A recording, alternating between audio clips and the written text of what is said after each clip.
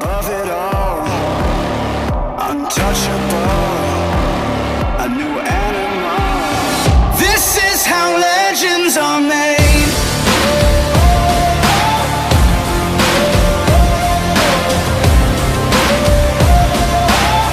This is how legends are made.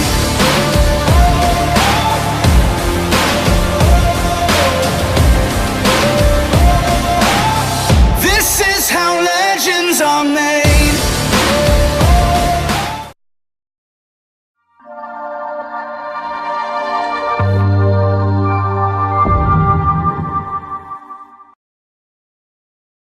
Hey guys, what's going on? It's Jeremy LaRose. Welcome to another episode of LSH Live. In this video, we're going to be covering Colt Starting. So this is Colt Starting 201. So if you caught the last video, Colt Starting 101, this is going to be the next follow-up video to that one. So in this one, we're going to be going over not just the theories, right? So if you've noticed a trend between the videos, the first video of the week always is just talking in theories about what we're doing. The second video always covers what I'm doing. So more of an in-depth look into where my hands are, where my body's at, and what I'm looking for in my horse. More of an in-depth look at it. So in this one, we're going to be going over the steps that we go into to saddle a horse and the things they need to have. Because there's a few things my horse has got to be able to do before I put the saddle on their back, because I do not want that to be a scary time in their life. I don't want them to be fearful of the saddle.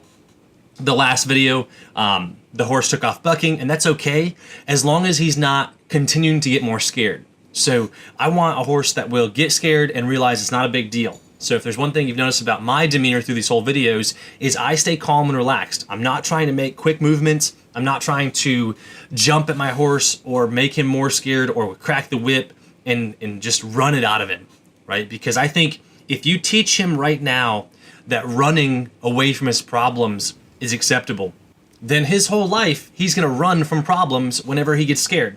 And that's a scary thing to do when you're under saddle, right? So if he's going to run away from problems when he gets scared, he's going to bolt and spook. That's not conducive to a safe ride when you're on his back and you do get in a situation at a horse show or wherever it may be that he gets a little bit worried. So right here in the beginning, he's learning it's not worth your time to run. It's not a big deal. The herd leader, me, is not scared. I'm not turning tail and running. So if I can confidently and calmly stand in the center whenever he's doing whatever he's doing, then we're going to be in good shape. So if you've been watching the lunging series, this is like the 4th or 5th time this horse has been lunged. So it's time to introduce the saddle. We still have issues under lunging that need to be fixed. Like he still leans into the circle really hard. His transitions aren't great yet, and he's still a little bit high-headed, but I need to keep moving him forward and advancing grades. Right? So there's a stage where when he gets the saddle on his back and I've got a bridle on him and I've got the rubber strap on him with the tires, then I'm going to stay there for a while and let him get comfortable. But as I continue through this stage, I need to keep introducing new things so that he doesn't get bored, and I need to get to where I can train on this horse as quickly as possible. So in this position, there's a few things I can do. I can do transitions, I can jump at him, but for the most part, I can't fix a lot of body issues. So once I've got the saddle on and I can put a bridle on him, put a snaffle in his mouth and a rubber tie on him, then I can start really making big changes in the way he carries himself. So this horse, like we said, really leans in hard. So if you see him going around the top of the circle right now, you see how hard he's leaning.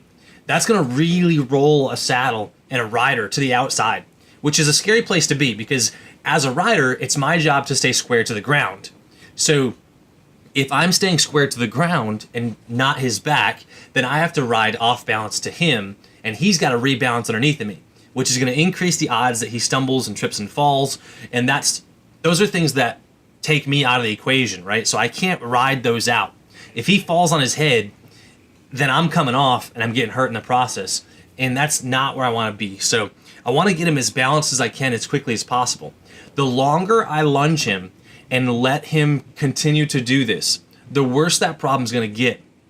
So I'm reinforcing that problem of leaning the more I let him do it. So he's getting more and more comfortable doing that. So I'm really causing myself a lot of issues, and that's that switching leads behind, because he's just off balance. He's got to get his hip underneath of him and get his shoulders stood up, or he almost has to travel with the wrong lead behind in order to maintain this position, or he's going to tip over. So getting that saddle on, getting that rubber strap on is priority number one. I obviously don't want to rush him to get there, so I want to have a semblance of respect on the ground. Now that I'm there, we're going to move up. So the next grade level for him is going to be getting things thrown up and over his back. So I'm going to use my lunge line here. I'm going to take my lunge line, I'm going to kind of sling it over his back, wrap it underneath his belly, cinch it up underneath of him, get him used to the idea of something going up over him. So, and I'm just watching his reaction. So if he jumps, if he's flinchy here, then I've got to spend more time doing this. And if I have to spend 3-4 days doing this, that's okay, right? So I'm just going to sling this up over his back, kind of ignore what he does, just watching him with the corner of my eye. If he's scared, then I'm going to keep doing it. I got to spend more time on this. If he's looking around the arena, he really doesn't care. Like you can see this one, he really doesn't care. So I'm ready to go. So I can kind of sling this up and over. I can reach underneath and just cinch this up. So I'll put a little bit of pressure on and pull this up and just kind of see what he does when he feels pressure underneath his rib cage, because that's going to be cinching him up for the first time.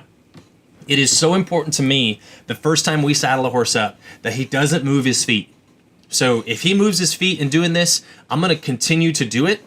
If he stands here like this, when I pet him, I'll just back it away and say, all right, we're good to go, right? Like I'm not going to drill this until he moves his feet because he's bored, and then stop doing it and reward that kind of behavior. So if he's willing to stand here with me, then I'm ready to move up to the next step. So the next step is going to be grabbing the pad, slinging it up around him, getting him used to that.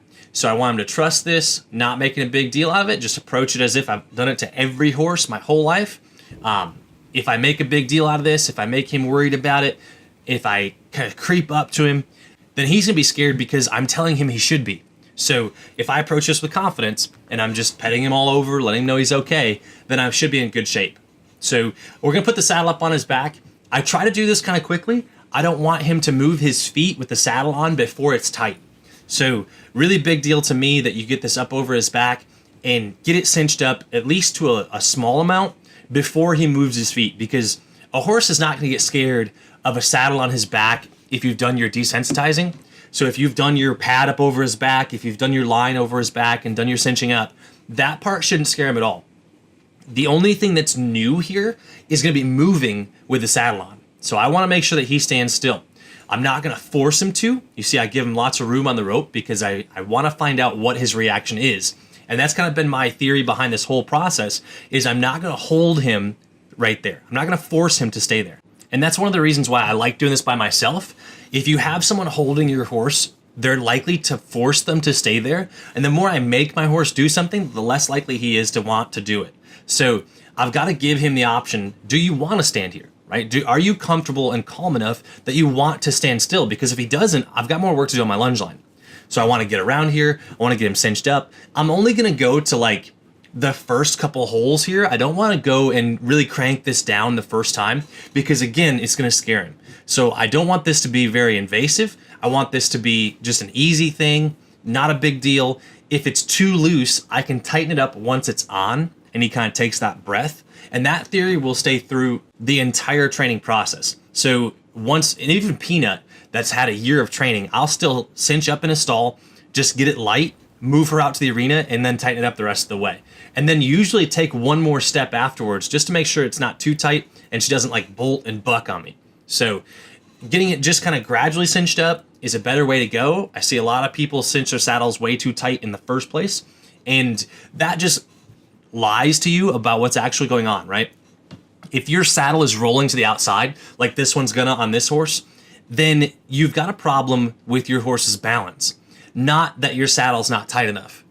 You know what I mean? So if that horse is balanced under saddle, if his back is balanced to the ground, the saddle's not gonna move around. If you're a balanced rider, then your saddle's not gonna move around. If you're riding around and you have to cinch your saddle down super tight in order for it not to roll around, you either need to address your horse's balance or your balance, because something is off, and you can't train a horse to be what we're trying to do here if you're not balanced. So got the saddle on this horse's back, he's moving through the gears. We're just gonna move up to a trot, up to a lope, back down to a trot, back down to a walk, up to a trot, up to a lope, down to a trot, down to a walk. And I wanna just again, lots of transitions. I don't want him to be scared here. I want to keep moving forward. You see there, he tries to spin out with his hip. So I've got to get that shoulder a little bit more stood up.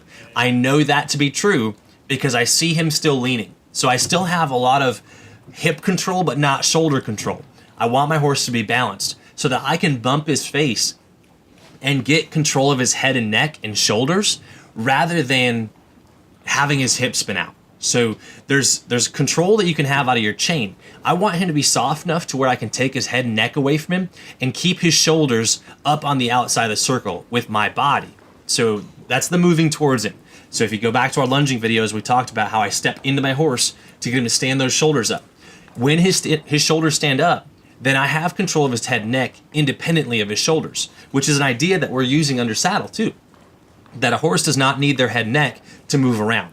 His legs need to be doing something independent of what his shoulders are doing.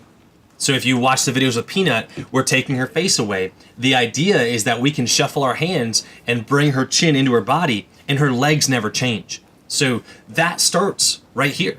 That starts in the first 30 days. So that's why our horses progress so smoothly, because we're laying the foundation right here in the first 30 days. So it's not such an abrupt change in her life. Like, oh, now I have to go around and not use my neck. And I've been able to do that for the first 4 years of my life. So I want to start introducing all these concepts to my horse quickly and in the beginning, and then just keep refining them throughout the process so that my horse starts out as a rough draft or a blurry picture, and we kind of just tune the sharpness the whole way through. So I want to lay the foundation of everything. So if I look at my horse, I want to say his lope is at 1%, his trot's at 1%, his walk's at 1%, his head and neck control's at 1%, his chin softness is 1%. And then increase all of those 1% a day rather than, okay, now my trot is at 120%. My trot is entirely showable. Now it's time to go lope him. Because it doesn't work that way. And I see a lot of people go and they start their young horses and they're like, no, we're going to lope him later. And they do walk trot for a year. And those are some of the most dangerous and confused horses that I see. We walk trot and lope the very first day because I don't want it to be a big deal. So it's no different than if you've been allowed to play in your front yard your whole life and never been allowed to cross the street. If you go out there and you cross the street, that's a new and exciting world. And if there's one thing in horses that I don't like, is I don't want things to be new and exciting because I don't want to be on that adventure with him. I want to make sure that he is understanding of all the gears and all the things that we're going to do before I ever set foot in the saddle, before I ever get on his back. So I want him to have that kind of control right from the beginning. So in this first initial lunge with the saddle, I want to make sure he's moving forward. I want to make sure he's taking the gears when I ask for him. Remember, I have a good foundation for that from my groundwork on the lunge line before he ever got a saddle on his back. So those things shouldn't change because I introduce a saddle. They're probably going to be a little bit rusty because I've got something new for him to think about and his brain can only process so many commands at once, but they should always be like at least kind of there. So to the left here, he doesn't really roll the saddle much at all. So that's really good, but you're going to see a big difference when I go to the right and how hard he leans that saddle out. So going to the right here, you're going to watch that saddle really fall to the outside of his lope. And it's because he's dropping that shoulder, dropping that inside rib, and it's going to cause that saddle to roll to the outside. I'm going to have to counteract this under saddle when I ride him. So you can see how bad this is. I mean, that saddle just about slips underneath of him. And a lot of people would just go through and be like, oh, I got to get the saddle tighter. But there's a bigger issue. So we try not to fix symptoms of causes. We try to figure out what the root cause is. And rolling the saddle is a result of him dropping down to the inside and shearing his body. So I've got to get that straightened out. I'm going to tighten up the saddle a little bit here, but I am not going to just ignore it and think that it's, oh, not a big deal, right? Like I just had to have a tighter saddle. This is a symptom of a bigger issue. And the bigger issue is he's dropping that rib cage. So that's why I need to get the strap and the bridle on him, because he's been allowed to kind of lunge around here and just slip, right? If I leaned on that lunge line and pulled on his face, I would be able to drop him to his knees and spin his hip out and just tip him over. It would not take much at all if my timing was right. So I need to get him stood up. I need to get him back in position because this is not conducive to a good horse or a good lope. And this happens a lot with horses that spend a lot of time going to the left. So when we lunge, I'm not trying to get all of the freshness out of my horse to the left before I go to the right. I want to go equal amounts of time between the two. It's really easy to go like 10 minutes to the left and 5 minutes to the right, and that's your lunge. And these bad issues, these bad habits get created that way. So we know we're going to have to fix that. We know we're going to have to address that down the road. And this is the same workout right here, same day. We're going to put the training wheels on. If you haven't seen these yet, if you're unfamiliar with these are by far my favorite tools in the entire world. We make them, we sell them on our website. If you go to LaRoseShowHorses.com/shop, you can check them out there. These honestly are a lifesaver. So what these do is it's a desensitization tool that's a lot like hanging bags from their sides or hanging buckets from their sides, but these are soft and they're rubber and they curve around and they make noise and kind of flop just like my legs would. So this gets underneath their belly and really gets them used to my legs flopping around and banging on them. I love them. I firmly believe they've kept me safe over these last 12 years. I would not start a colt without them. So if that's any indication as to how serious they are in my program, I would not get on any horse that has not had these on that's a 2-year-old. So I think they do a great job. This has honestly taken 2-year-olds from being a scary process to being super easy for me. So we just clip them on. They just snap on with little snaps, both sides. And the horses don't seem to mind them at all. And it gives me the flexibility to be able to thump on it with my legs and bump around and wave my legs at him. And he's not scared of it. He's not worried about it at all. So I love them. Find them on our website. If you can't find them, send us a message. I would not do it without them. So I personally stand by them, personally guarantee them. So we're going to put the tires on. We're going to get this horse worked up with the tires on. Shouldn't change a whole lot about what he does in his life. I mean, it's a new thing. Might be a little bit scary. You see he's a little bit faster here. Again, I don't care about speed. It'll be a long, long time before I ever worry about how fast he's going around.